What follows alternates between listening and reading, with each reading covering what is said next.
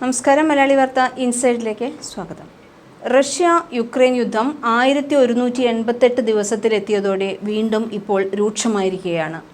രണ്ടു രാജ്യങ്ങളും drone missile യുദ്ധം തുടരുമ്പോൾ ജർമ്മനിയും ഫ്രാൻസും റഷ്യയ്ക്ക് നേരെ യുദ്ധ ആഹ്വാനം കൂടി നടത്തിയതോടെയാണ് കാര്യങ്ങൾ കൈവിട്ടു പോകുന്നു എന്ന ഭീതിയിൽ ട്രംപ് എത്തിയിരിക്കുന്നത്.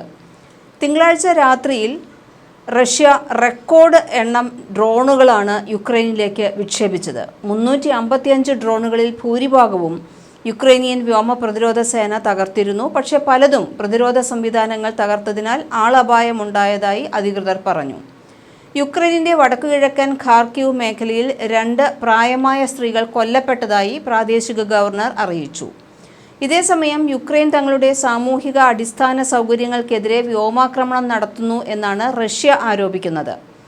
96 ഡ്രോണുകൾ ഒറ്റ രാത്രി കൊണ്ട് വെടിവെച്ചിട്ടു എന്ന് പറയുന്നു. തിങ്കളാഴ്ച കുറഞ്ഞത് 48 യുക്രൈനിയൻ ഡ്രോണുകളെങ്കിലും വെടിവെച്ചിട്ടുണ്ട് എന്ന് റഷ്യൻ പ്രതിരോധ മന്ത്രാലയം അറിയിക്കുകയാണ്.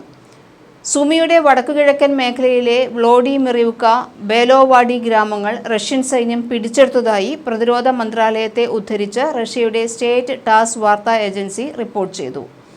യുക്രൈനിലെ 4 ഗ്രാമങ്ങൾ റഷ്യൻ സേനയുടെ അധീനതയിലായിട്ടുണ്ട്. യുദ്ധം നടക്കുന്ന സുമിയിലാണ് റഷ്യ 4 ഗ്രാമങ്ങളിലേക്ക് കടന്നുകയറിയത്. നോവെൻകെ, ബാസിവ്ക, വെസലിവ്ക, ഷുറാവ്ക എന്നിവയാണ് റഷ്യ പിടിച്ചെടുത്ത ഗ്രാമങ്ങൾ.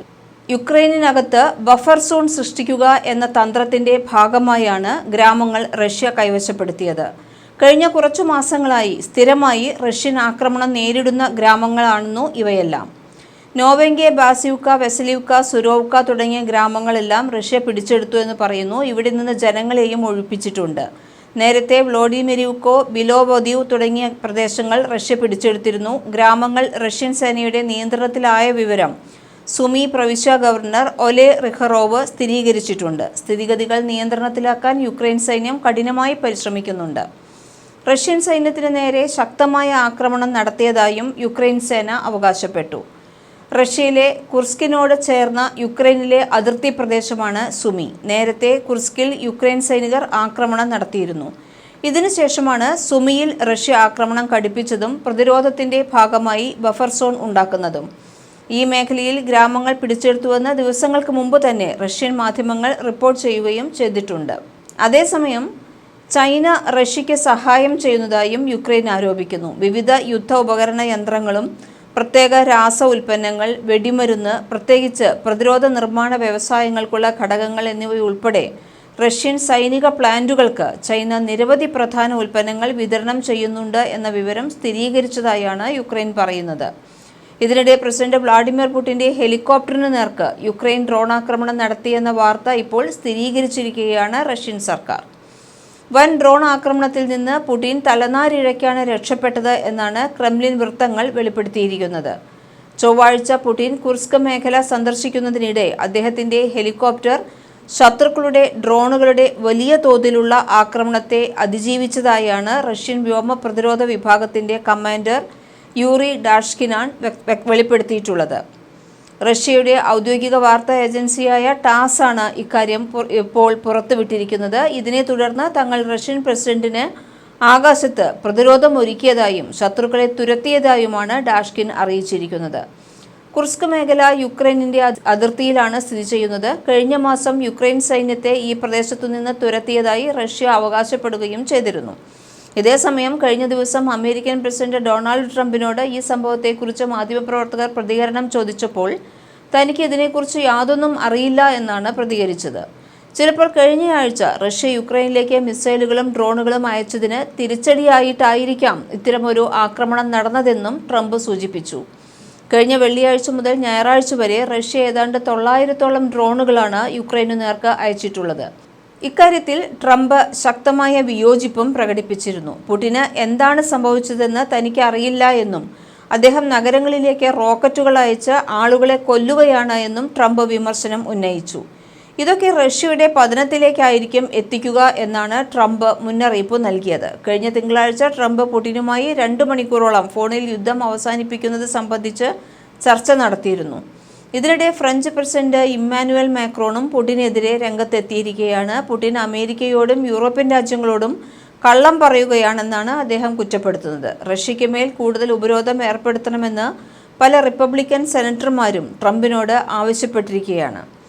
റഷ്യയ്ക്ക് നേരെ നാറ്റോ രാജ്യങ്ങൾ മിസൈൽ ആക്രമണം നടത്തണമെന്ന് ജർമ്മനി ആവശ്യപ്പെട്ടു. യുക്രൈന് ആയുധങ്ങൾ നൽകുന്നതിൽ ജർമ്മനിയും മറ്റ് സഖ്യശക്തികളും ഏർപ്പെടുത്തിയിരുന്ന നിയന്ത്രണം പിൻവലിച്ചതായി ജർമ്മൻ ചാൻസലർ ഫ്രെഡറിക് മെഴ്സ് വ്യക്തമാക്കി. റഷ്യയുടെ സൈനിക കേന്ദ്രങ്ങൾ ആക്രമിക്കാൻ യുക്രൈൻ ഇതിലൂടെ സാധിക്കുമെന്നും മെഴ്സ് ചൂണ്ടിക്കാട്ടി. പുടിൻ സമാധാനം ആഗ്രഹിക്കുന്നില്ല എന്നാണ് മനസ്സിലാക്കുന്നതെന്നാണ് ഫ്രഞ്ച് പ്രസിഡന്റും കുറ്റപ്പെടുത്തിയിരിക്കുന്നത്. നയതന്ത്ര ചർച്ചകളിൽ പുടിൻ ട്രംപിനെ കബളിപ്പിച്ചതായി ഇമ്മാനുവൽ മാക്രോൺ കുറ്റപ്പെടുത്തുന്നു. റഷ്യ യുക്രൈൻ യുദ്ധം അവസാനിപ്പിക്കുന്നതിനായി വത്തിക്കാൻ മധ്യസ്ഥത വഹിക്കണമെന്ന് കഴിഞ്ഞയാഴ്ച ട്രംപ് ആവശ്യപ്പെട്ടിരുന്നു. എന്നാൽ റഷ്യ ഇക്കാര്യത്തിൽ വിയോജിപ്പാണ് പ്രകടിപ്പിച്ചിട്ടുള്ളത്. വ്ളാഡിമിർ പുടിനെതിരെ അമേരിക്കൻ പ്രസിഡന്റ് ഡൊണാൾഡ് ട്രംപ് പൊട്ടിത്തെറിക്കുകയും പുടിൻ ഭ്രാന്തനാണ് എന്ന പരാമർശം നടത്തുകയും ചെയ്തിട്ടുണ്ട്. പുടിൻ നിരപരാധികളെ കൊല്ലുകയാണെന്നും അയാൾക്ക് എന്താണ് സംഭവിച്ചത് എന്ന് എനിക്കറിയില്ല, അയാളെ ഏറെക്കാലമായി എനിക്കറിയാം, പക്ഷേ നഗരങ്ങളിലേക്ക് റോക്കറ്റുകൾ അയച്ച് നിരപരാധികളെ കൊന്നുകൊണ്ടിരിക്കുകയാണ് ചെയ്യുന്നതെന്നും അത് എനിക്കൊട്ടും ഇഷ്ടപ്പെടുന്നില്ല എന്നുമൊക്കെ ട്രംപ് ഇന്നലെയും വ്യക്തമാക്കിയിരുന്നു. സമാധാന ചർച്ചകൾ നടന്നുകൊണ്ടിരിക്കുകയാണ്. അതിനിടയിലാണ് കീവിലേക്കും മറ്റ് നഗരങ്ങളിലേക്കും റോക്കറ്റുകൾ അയക്കുന്നത്. അയാൾ ആളുകളെ കൊന്നൊടുക്കുകയാണെന്നാണ്, പുടിന് എന്തോ കാര്യമായി പറ്റിയിട്ടുണ്ട് എന്നുമൊക്കെയാണ് ട്രംപ് പ്രതികരിച്ചിരുന്നത്. യുക്രൈനിൽ നടക്കുന്ന ആക്രമണത്തിന് മറുപടിയായി റഷ്യക്കെതിരായ ഉപരോധങ്ങൾ വർദ്ധിപ്പിക്കുന്നതിനെക്കുറിച്ച് US ആലോചിക്കുകയാണെന്നും ട്രംപ് പറഞ്ഞു. യുദ്ധം ആരംഭിച്ചതിനു ശേഷം ഏറ്റവും വലിയ വ്യോമാക്രമണമാണ് കഴിഞ്ഞ ദിവസം റഷ്യ യുക്രൈനിൽ നടത്തിയതെന്ന് ചൂണ്ടിക്കാട്ടിയാണ് പുടിനെ ഭ്രാന്തൻ എന്ന് ട്രംപ് വിശേഷിപ്പിച്ചത്. യുക്രൈനെ ആക്രമിച്ച് കീഴടക്കാനുള്ള ഏതൊരു ശ്രമവും റഷ്യയുടെ പതനത്തിലേക്ക് നയിക്കുമെന്നും ട്രംപ് മുന്നറിയിപ്പ് നൽകിയിരുന്നു. ഇതോടെ റഷ്യ US ബന്ധം കൂടുതൽ മോശമായിരിക്കുകയാണ്. ട്രംപിന്റെ പരാമർശത്തിന് ക്രെംലിൻ ഇപ്പോൾ മറുപടി നൽകിയിരിക്കുകയാണ്. ട്രംപിന് ഇമോഷണൽ ഓവർലോഡ് ആണെന്നും റഷ്യ യുക്രൈൻ യുദ്ധത്തിൽ സാധ്യമായ സമാധാന കരാറിന് കൂടുതൽ ഗൗരവമേറിയ പ്രവർത്തനങ്ങൾ നടന്നുകൊണ്ടിരിക്കുകയാണെന്നും ഒരു കരട് ഇതുവരെ സമർപ്പിച്ചിട്ടില്ലെന്നുമാണ് ക്രെംലിൻ പറയുന്നത്. 3 രാത്രികളിലായി റഷ്യ യുക്രൈനിലേക്ക് 900-ലധികം ഡ്രോണുകളും മിസൈലുകളും വിക്ഷേപിച്ചതായും മോസ്കോയിൽ കൂടുതൽ സമ്മർദ്ദം ചെലുത്തിയിട്ടുണ്ട് എന്നുമാണ് സെലൻസ്കി ആവശ്യപ്പെടുന്നത്. റഷ്യക്കെതിരെ വമ്പിച്ച ഉപരോധങ്ങൾ ഉണ്ടാകുമെന്ന ട്രംപിന്റെ ഭീഷണിയുടെ പശ്ചാത്തലത്തിൽ മോസ്കോ ഒരു വെടിനിർത്തലിന് സമ്മതിക്കും എന്നാണ് പൊതുവെയുള്ള ഒരു ധാരണ. യുദ്ധം അവസാനിപ്പിക്കുക എന്ന ലക്ഷ്യത്തോടെ റഷ്യയുടെയും യുക്രൈൻ്റെയും പ്രതിനിധികൾ തുർക്കിയിലെ ഇസ്താംബൂളിൽ നടത്തിയ ചർച്ചയെ തുടർന്നാണ് 1000 തടവുകാരെ വിട്ടയക്കാൻ തീരുമാനമായത്. പക്ഷേ അതിനുശേഷവും റഷ്യ കനത്ത ആക്രമണമാണ് നടത്തിയത്. റഷ്യൻ ആക്രമണത്തിൽ വലിയ നാശനഷ്ടങ്ങളാണ് കീവിലും മറ്റു നഗരങ്ങളിലും ഉണ്ടായത്. റഷ്യയുടെ ആക്രമണം 30 നഗരങ്ങളെയും ചില ഗ്രാമങ്ങളെയും ബാധിച്ചുവെന്ന് യുക്രൈൻ പ്രസിഡന്റ് വ്ളാഡിമിർ സെലൻസ്കി വ്യക്തമാക്കിയിരുന്നു. യുദ്ധം തുടങ്ങിയതിനു ശേഷം ഇതാദ്യമായാണ് റഷ്യ ഇത്രയും വലിയ ആകാശ ആക്രമണം നടത്തുന്നത്. ഇരു രാജ്യങ്ങളും തമ്മിൽ യുദ്ധത്തിൽ പിടികൂടിയവരെ സൈനികരെ പരസ്പരം കൈമാറിയതിന് തൊട്ടു പിന്നാലെയാണ് യുക്രൈന് നേരെ കടുത്ത ആക്രമണം റഷ്യ നടത്തിയത്.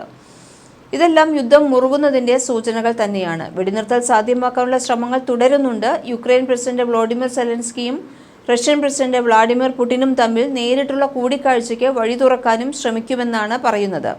പക്ഷേ എന്നാലും യുദ്ധത്തിന് ഇപ്പോഴും ഒരു അറുതി വരുന്നു എന്ന് പറയാറായിട്ടില്ല. കാരണം റഷ്യയും യുക്രൈനും നേർക്കുനേർ ഇപ്പോഴും പൊരുതിക്കൊണ്ടിരിക്കുക തന്നെയാണ്. മലയാളി വാർത്ത ഇൻസൈഡ്.